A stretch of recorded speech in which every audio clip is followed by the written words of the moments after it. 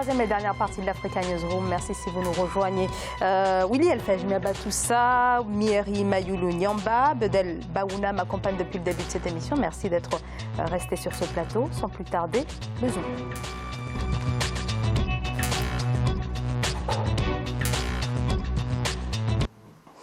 La Banque africaine de développement annonce plus de 2 milliards de dollars au profit de la République du Congo, un financement destiné à soutenir le programme national de développement. Cette annonce intervient quelques jours seulement après que le Fonds monétaire international ait indiqué envisager d'octroyer un financement au gouvernement congolais dans le cadre d'une facilité élargie de crédit. Voyez ce reportage, notre correspondant au Congo, Deba Panzou.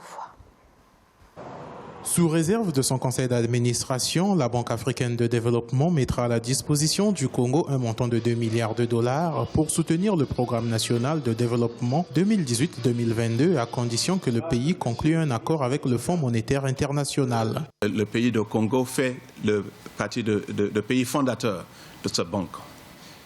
Et depuis que nous avons commencé la programmation, le financement de ces pays depuis 1972, nous avons fait le financement de 770 millions de dollars américains. Il y a une impulsion de faire plus dans ce pays.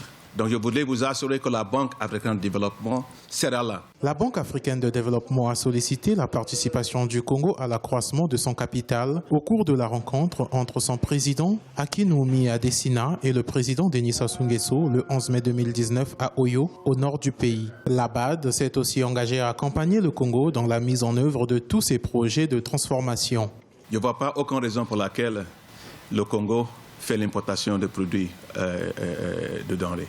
C'est la raison pour laquelle, dans notre financement, il y aura un financement de 83 millions de dollars pour la création des zones spéciales pour agro-industrialisation. La Banque africaine de développement possède désormais un bureau sous-régional à Yaoundé au Cameroun. Elle a déjà consacré 13 milliards de dollars de financement en Afrique centrale.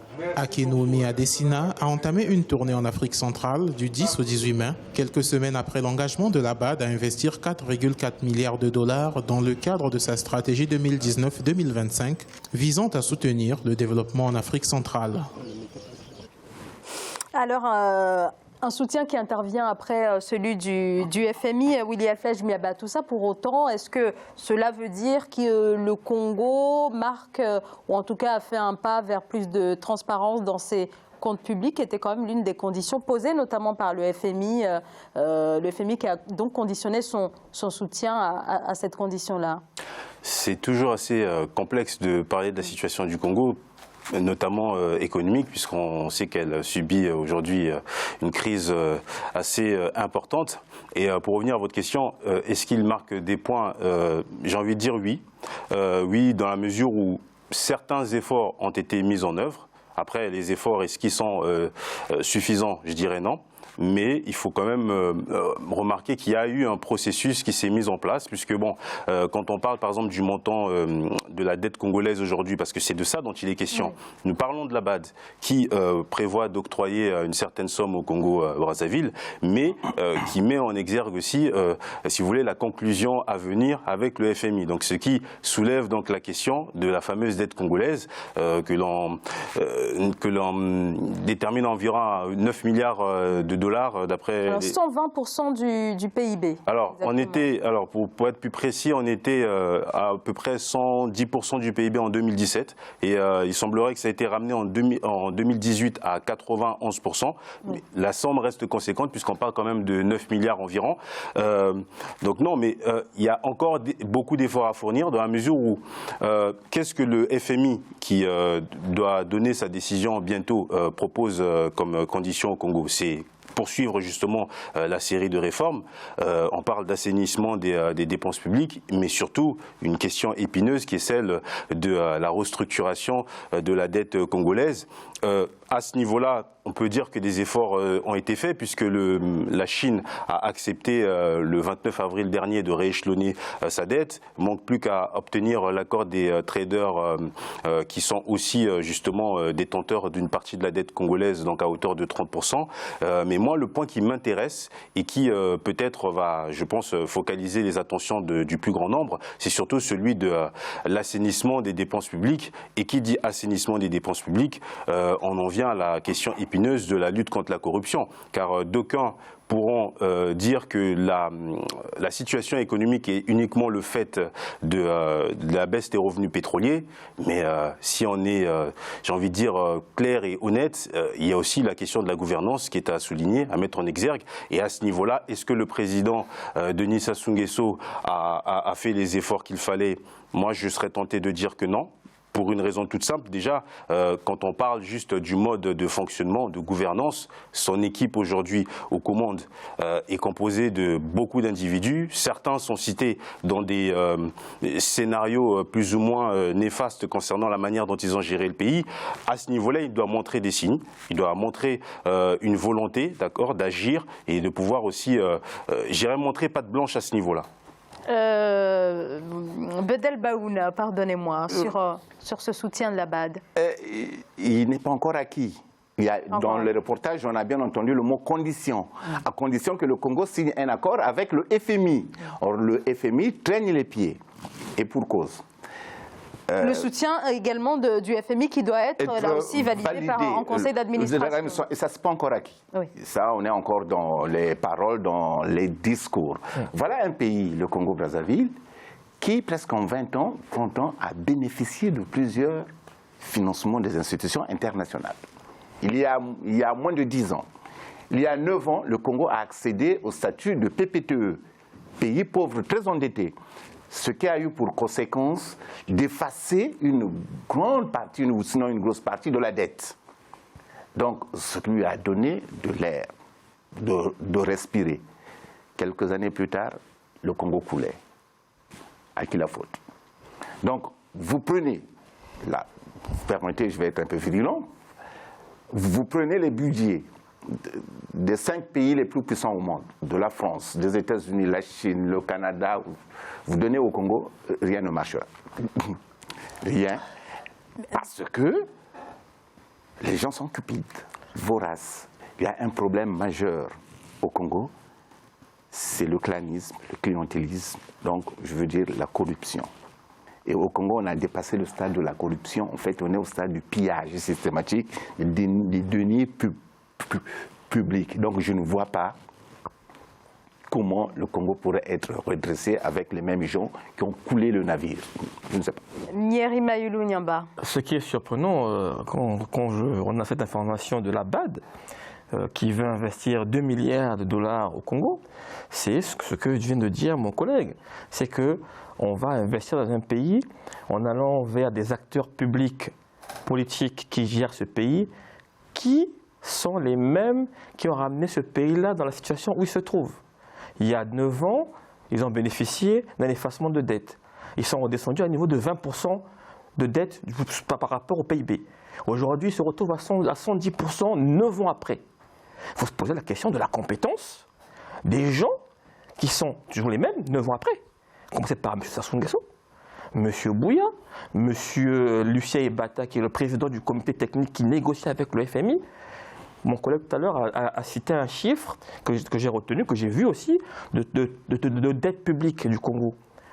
Sur les 70%, il y avait 30%, 80% de la dette, sur les 70, 80% c'est la dette extérieure, dont 28% pour la Chine. 35%. Pour la Chine. La Chine, c'est 35%. Et 30% pour les fameux négociants. Pétrolier. Trafigura, Glencore et Orient Oil. Il s'avère que Orient Oil est la compagnie de M. Lucien Ebata, qui est lui-même encore partie prenante dans la négociation avec le FMI. Donc on a là affaire, je vais employer un terme assez virulent, à un clan de mafieux qui gère ce pays-là un peu en mafia. Et donc quand je vois que la BAD, dont j'ai pu consulter le dossier qu'ils ont fait, donc ça s'appelle dossier stratégie pays pour le Congo, donc 2018-2022, où il se base quand même sur le plan national de développement que le Congo aussi a produit. Ce dossier est très intéressant, mais parmi les axes, les piliers majeurs que la BAD met en exergue pour leur investissement de 2 milliards, il y a quand même le problème de diversification de l'économie qui est pointé et de gouvernance, comme l'a dit mon collègue tout à l'heure. Donc c'est des piliers, des conditions de leur investissement au Congo. Aujourd'hui, M. Sassou, comme il a été dit, n'a pas démontré à l'heure actuelle que les efforts qui ont été demandés par le FMI depuis bientôt 1 an, voire 2 ans, 2 ans de négociation. 2 ans, est-ce que ce sont des efforts sur la durée, donc structurels, ou ça va être juste conjoncturel pour pouvoir avoir des facilités élargies de crédit avec le FMI? Willy Fedjmeba, tout ça. Écoutez, moi, je vais compléter en fait ce qui a été dit, à savoir que déjà, effectivement, sur le plan économique, sur le plan des réformes, sur le plan de l'assainissement, il y a du chemin à parcourir, mais effectivement, le point d'achoppement reste, on revient à la question de la corruption. Maintenant, il y a 2 choses.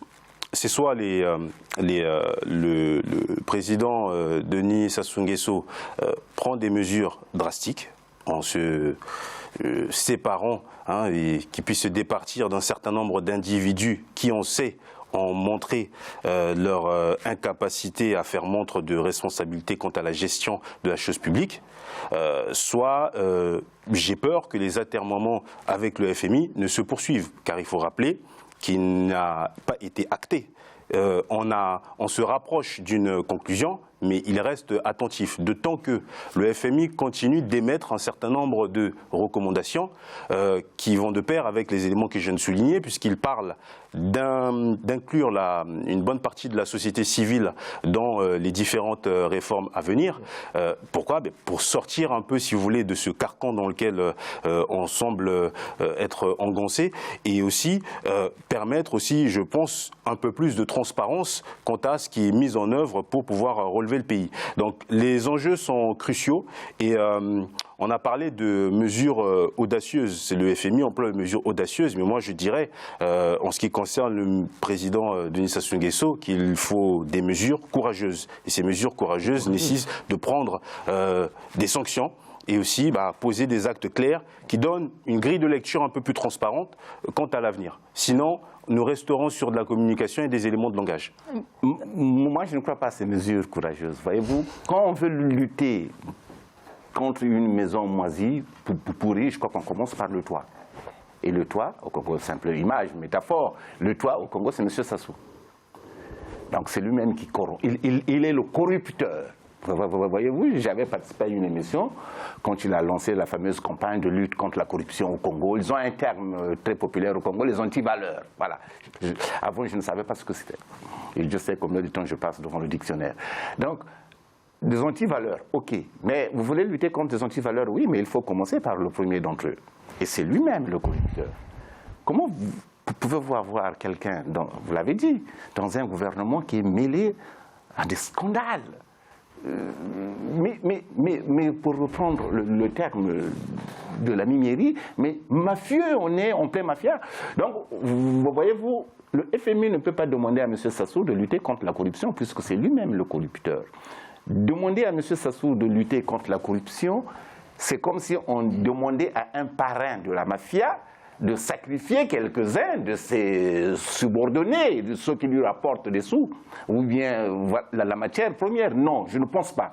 Donc le problème du Congo ne sera pas résolu, c'est un chaos, ce n'est pas une crise, ne sera pas résolu par de simples mesures drastiques, mais par une chirurgie, voyez-vous, par une révolution. Le Congo n'a pas besoin de Doliprane ou de morphine, le Congo n'est pas fiévreux. Le Congo est un pays, comment dirais-je, qui souffre d'une métastase économique, politique généralisée, puisque tout le monde est corrompu, la majorité, même la classe politique.